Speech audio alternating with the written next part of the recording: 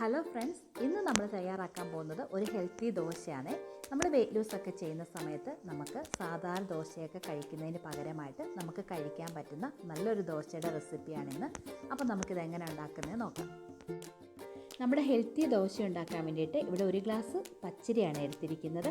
പിന്നെ അതിലോട്ട് 1/2 ഗ്ലാസ് ചുവന്ന പരിപ്പാണ് ചേർത്ത് കൊടുത്തിരിക്കുന്നത്, മസൂർ ദാൽ. പിന്നെ അതിലോട്ട് ചേർത്ത് കൊടുക്കുന്നത് 1/4 ഗ്ലാസ് സാമ്പാർ പരിപ്പാണ്.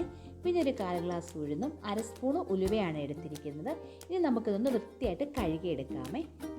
അങ്ങനെ അതൊക്കെ ഒന്ന് കഴുകി എടുത്തുകൊണ്ട് വന്നിട്ടുണ്ട്. ഇനി അതിലോട്ട് ആവശ്യത്തിന് വെള്ളം ഒഴിച്ചിട്ട് ഒരു 4-5 മണിക്കൂർ ഇതൊന്ന് കുതിർത്തെടുക്കാവേ. അങ്ങനെ ഇപ്പം 4-5 മണിക്കൂറൊക്കെ കഴിഞ്ഞു. അരിയൊക്കെ നന്നായിട്ട് കുതിർന്ന് വന്നിട്ടുണ്ട്. ഇനി നമുക്ക് ഈ വെള്ളമൊക്കെ കളഞ്ഞിട്ട് ഇത് നന്നായിട്ടൊന്ന് അരച്ചെടുക്കാവേ. ഒരുപാട് വെള്ളമൊന്നും ഒഴിക്കേണ്ട, നമ്മുടെ അരിയൊക്കെ ഒന്ന് കുതിർന്ന് കിടക്കാനുള്ള വെള്ളം മാത്രം ഒഴിച്ചിട്ട് ഒന്ന് അരച്ചെടുത്താൽ മതി. ഞാനിവിടെ 2 പ്രാവശ്യമായിട്ടാണ് അരച്ചെടുക്കുന്നത്. രണ്ടാമത്തെ പ്രാവശ്യം അരച്ചപ്പോൾ ഞാൻ അതിലോട്ട് ഒരു ചുമന്ന മുളകും ഒരു ചെറിയ കഷ്ണം ഇഞ്ചിയും ഒരു തണ്ട് കറിവേപ്പിലയും ചേർത്ത് കൊടുക്കുന്നുണ്ട്. ഇങ്ങനെ ചേർക്കുന്നത് നമ്മുടെ ദോശയ്ക്ക് നല്ലൊരു രുചിയും മണമൊക്കെ കിട്ടുവേ. എന്നിട്ട് അത് നന്നായിട്ടൊരു 3-4 മിനിറ്റ് നമ്മുടെ കൈയും കൊണ്ടോ അല്ലെങ്കിൽ ഒരു തവയും കൊണ്ടോ നന്നായിട്ടൊന്ന് മിക്സ് ചെയ്ത് ഒന്ന് ഇളക്കിയിട്ട് വെക്കാം കേട്ടോ.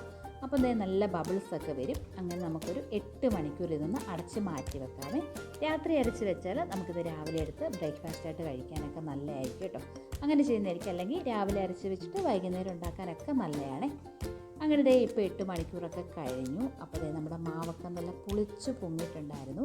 ഇത് നല്ല ബബിൾസൊക്കെ വന്നിരിക്കുമായിരുന്നു. ഞാൻ ഇതിന് മുന്നേ ഒന്ന് തുറന്നിട്ട് ഒരു ഫോട്ടോ എടുക്കാൻ വേണ്ടിയിട്ട് മാവൊന്ന് ഇളക്കിയിട്ടുണ്ടായിരുന്നു കേട്ടോ. അപ്പോൾ അതുകൊണ്ടാണ് അങ്ങനെ ഇരിക്കുന്നത്. നല്ല ബബിൾസൊക്കെ വന്ന് തന്നെ ഇരിക്കുകയായിരുന്നു കേട്ടോ. അപ്പം എനിക്കിപ്പോൾ ഇത്രയും മാവ് ഇപ്പം തന്നെ ഉണ്ടാക്കാൻ വേണ്ടാത്തതുകൊണ്ട് ഞാൻ കുറച്ച് മാവ് മാറ്റിയിട്ട് ആവശ്യത്തിനുള്ളത് മാത്രമേ ഇപ്പോൾ ഉപ്പ് ചേർക്കുന്നുള്ളൂ. ഉപ്പ് ചേർക്കാതെ കുറച്ച് മാവ് അങ്ങോട്ട് മാറ്റി വെക്കുന്നുണ്ട്. പിന്നെ ഒരു ദോശക്കല്ല് വെച്ചിട്ട് കുറച്ച് എണ്ണയൊക്കെ തടവിയിട്ട് ഞാനിവിടെ നെയ് റോസ്റ്റ് പോലെയാണ് ചുട്ടെടുക്കുന്നത്. കുറച്ച് നെയ്യൊക്കെ ചേർത്ത് തന്നെയാണ് എടുക്കുന്നത്. ഒന്ന് മുരിച്ചൊക്കെ എടുത്ത് കഴിക്കാൻ ഭയങ്കര ടേസ്റ്റ്. അങ്ങനെ കഴിക്കുന്നത് ഇത് കൂടുതൽ ടേസ്റ്റ്. അപ്പം നമ്മൾ വെയിറ്റ് ലൂസൊക്കെ ചെയ്യുന്ന സമയത്ത് ഇങ്ങനത്തെ പ്രോട്ടീൻ ദോശയൊക്കെ കഴിച്ചാൽ നമുക്ക് ഒരുപാട് നേരം നമുക്ക് വിശക്കാതിരിക്കാൻ നമ്മളെ സഹായിക്കും. വെയിറ്റ് ലൂസിന് നല്ലതാണ് ഇങ്ങനത്തെ ദോശയൊക്കെ. സാധാ ദോശ കഴിക്കുന്നതിനെക്കാട്ടിലും നല്ലത് ഇങ്ങനെയുള്ള ഹെൽത്തി ദോശ കഴിക്കുന്നത് തന്നെയാണ് നല്ലത്. അപ്പം എല്ലാവരും ഇങ്ങനത്തെ ദോശയൊക്കെ കഴിക്കാനൊക്കെ വെയിറ്റൊക്കെ കുറയ്ക്കാൻ നോക്കുന്നവർ ഇങ്ങനത്തെ ദോശയൊക്കെ കഴിക്കുന്നത് തന്നെയായിരിക്കും നല്ലത്.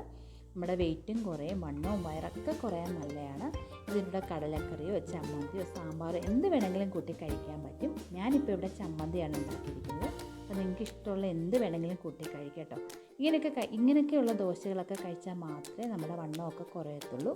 അരിദോശയൊക്കെ കഴിച്ചാലൊന്നും നമ്മുടെ വണ്ണമൊന്നും കുറയത്തില്ല. വെയിറ്റ് ലൂസ് ചെയ്യുന്നവരോടാണ് ഞാൻ പറയുന്നത് കേട്ടോ.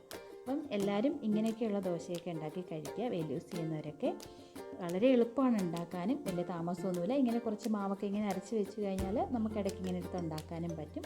അപ്പോൾ ഞാനിവിടെ ദോശയൊക്കെ ഉണ്ടാക്കി നല്ല ഹെൽത്തി ആയിട്ടുള്ള നല്ല ടേസ്റ്റി ആയിട്ടുള്ള ദോശ റെഡി ആയിട്ടുണ്ട്. അപ്പോൾ എല്ലാവരും ഉണ്ടാക്കി നോക്കുക. വീഡിയോ ഇഷ്ടപ്പെട്ടാൽ ലൈക്ക് ചെയ്യാൻ മറക്കല്ല. പുതിയൊരു വീഡിയോ നമുക്ക് വീണ്ടും കാണാം. അപ്പം ടാറ്റാ.